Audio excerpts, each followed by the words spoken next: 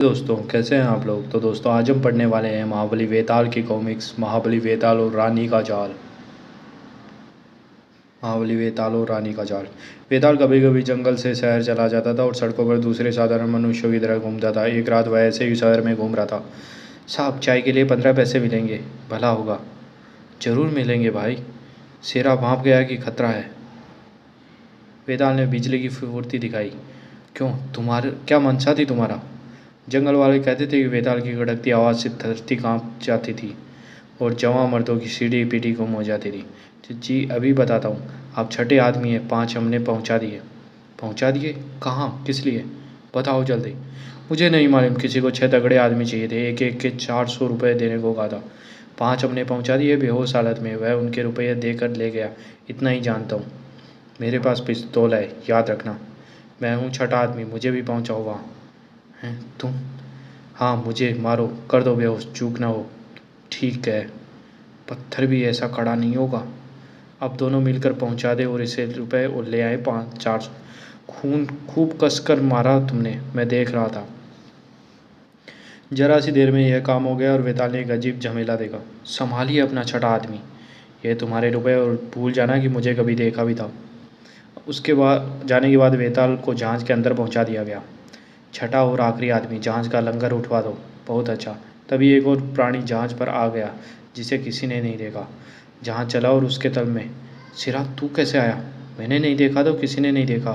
अब तुझे छिपाना होगा। कहाँ, कैसे? जब दूसरे 5 कैदियों को होश आया। हाँ, मैं कहाँ हूँ? किसी जहाज़ पर फंस गए हैं, न जाने किस मुसीबत में। कुछ पता नहीं क्या हाल है। ओ मिस्टर उधर वाले, तुम्हारा क्या ख्याल है? तुम्हें तो कोई चिंता ही नहीं। वेताल के बोलने से पहले ही दरवाज़ा खुला। होश आ गया तुम सबको? सबूत देता हूँ होश का। मूर्ख, यह ज़रूरी है हमारे धंधे में। छहों को सही सलामत पहुँचाना है। कहाँ पहुँचाना है और क्यों?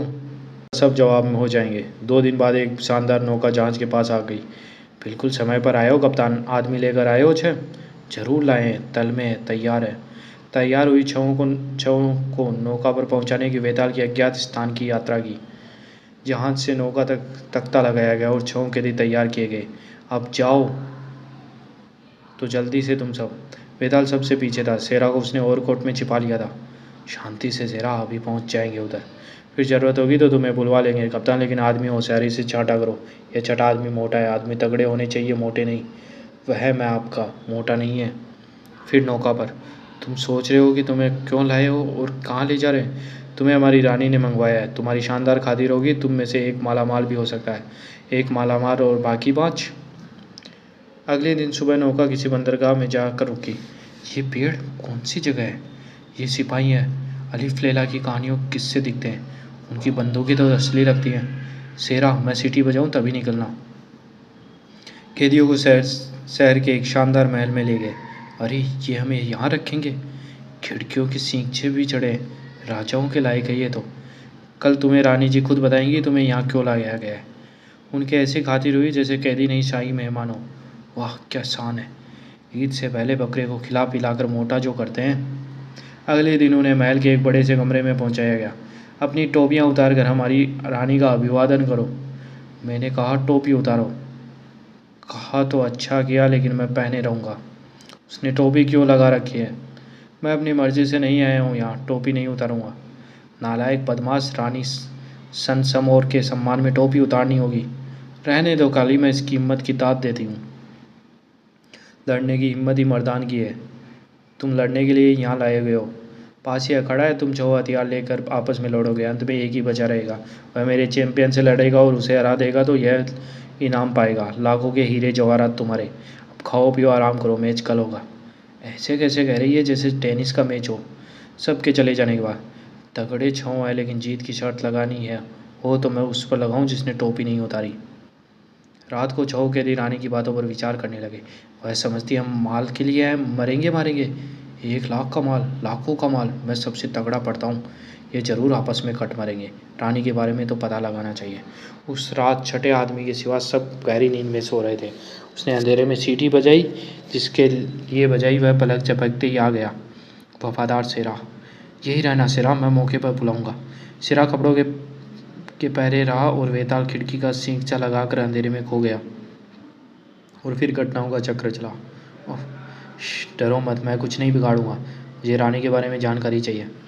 क्या बताऊं, वह बिगड़े हुए बच्चे जैसी है, लेकिन तुम हो कौन? सवाल मत पूछो, जवाब दिए जाओ।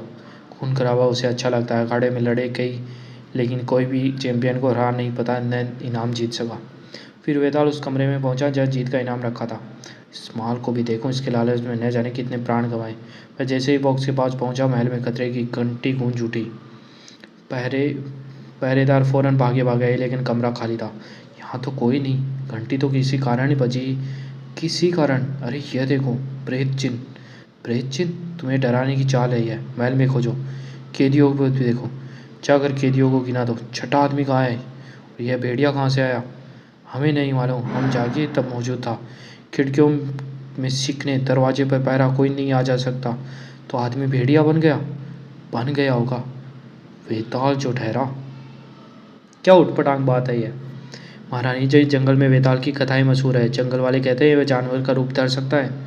जैसा प्रेत चिन्ह बक्स पर देखा गया, वैसा ही निशान उसका है। बकवास। कपड़ों से डर जाते हो, ध्यान रखना भेड़िया निकलने न पाए। छठे आदमी की खोज बंद हो गई और अगले दिन कैदियों को अखाड़े की ओर ले चले। उसमें छठा था भेड़िया। कईयों को विश्वास था कि वह छठा आदमी है। शेरा को लेकर अखाड़े में मार काट किसी तरह रोकनी होगी। सबकी नज़रों से बच गए। शेरा आकर छिप जा जल्दी, और मैं वहाँ जाऊँ। पिंजरे को अखाड़े में पहुंचाया गया। यह क्या गड़बड़ है? पिंजरे में भेड़िया था, मैंने खुद देखा था। वेताल पिंजरे से निकल कर रानी के सामने खड़ा। मैं ही छठा आदमी हूँ, रानी सनसमोर। रानी को मानो काट मार गया, बेहोश हो गई। आदमी से भेड़िया, भेड़िए से आदमी, तुम हो कौन? समझो मैं शत्रु नहीं मित्र हूँ। जिन हीरों के लिए रानी लड़ाती है वे बनावटी हैं। वेताल ने एक हीरे को पैर से कुचला। देखा, यह मैं बक्स से लाई हूँ। यह आदमी है या भेड़िया? कौन है ये? यह याद है, ये वह प्रेत चिन्ह। मेरे ख्याल में वेताल है। वेताल जो अमर है। मुकाबला मार के का रहेगा। करवाओ शुरू। लेकिन रानी जी फिर लड़ने को तैयार नहीं। रानी बिगड़ कर अखाड़े की तरफ चली। हम नहीं लड़ेंगे। कौन लड़े भेड़िया आदमी से? फिर हीरे भी निकले। हीरे सच्चे हैं, तुम्हें लड़ना पड़ेगा, नहीं तो सब गोली से उड़ा दिए जाओगे। तभी होनी ने वेताल के किए करावे पर पानी फेर दिया। एक बिल्ली उधर आ निकली और शेरा उस पर झपटा। बिल्ली अखाड़े में भागी और पीछे पीछे शेरा भी। यह झांसा था कि आदमी से भेड़िया बन सकता है।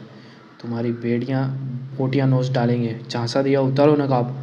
ठहरो, मामला बहुत दिलचस्प है। यह आदमी सचमुच चालाक है तो पांचों को हरा देगा, फिर लड़ेगा चैंपियन से। कायदे तुम जानते हो, 6 में से एक ही जीतेगा। उधर पहाड़ी है, जो उस पर पहुंचे वही चैंपियन से लड़ सकता है। चैंपियन तंबू में है, उसे हराओ, लाखों का माल पाओ। मैच शुरू करवाओ। किसी को नहीं जाने दूंगा मैं ही जीतूंगा। पहुंचूंगा पहाड़ी पर। मैंने रोका तो नहीं, सब आपस में कट मारेंगे। यह एक। दूसरा, उसे देखो, वो कमाल है, कोई हथियार भी नहीं, निहत्था ही ढेर कर देगा। तीसरा, अब 2 बाकी हैं। वे दोनों मरने मारने पर उतारू थे। वेताल ने फुर्ती से काम लिया। वह शेर की तरह उन पर झपटा। यह चौथा, एक और तो तुम्हारा नंबर 5 हुआ। फिर वेताल रानी के चैंपियन से लोहा लेने काले तंबू की ओर चल पड़ा। इसका भी काल आ गया। तंबू से कोई जिंदा नहीं लौटा। उसे रोको, बहादुर ऐसी मौत नहीं मर सकता। वह तो वहाँ पहुँच भी गया। रानी जी, देख लो इस चैंपियन। बाहर उछला था, यहाँ अंधेरा, कुछ दिखता नहीं। आंखें अंधेरे को जब सहार लाई तब वेताल दिखा, एक नकाबपोश आदमी, रानी का अजय चैंपियन। यह तो जल्लाद है। आ गए, बोलो, हार मानते हो या मरोगे? और कोई चारा नहीं। अब समझ गया सब कुछ। हार मानी, ये मैच चलते रहेंगे सनसमोर के कारण, और कितनी जाने जाएंगी। जल्दी करो, मैं सारे दिन इंतजार नहीं कर सकता। बोलो, हार मानते हो या मरोगे? जवाब में वेताल ने बस सीटी बजा दी और फौरन ही, शाबाश शेरा, संभाल इसे। भेड़िया, इसे उलझाए रख जरा, कुल्हाड़ी से बचना। यह तो मेरे बस का नहीं। कोई है? रानी का अज्ञात चैंपियन जल्लाद।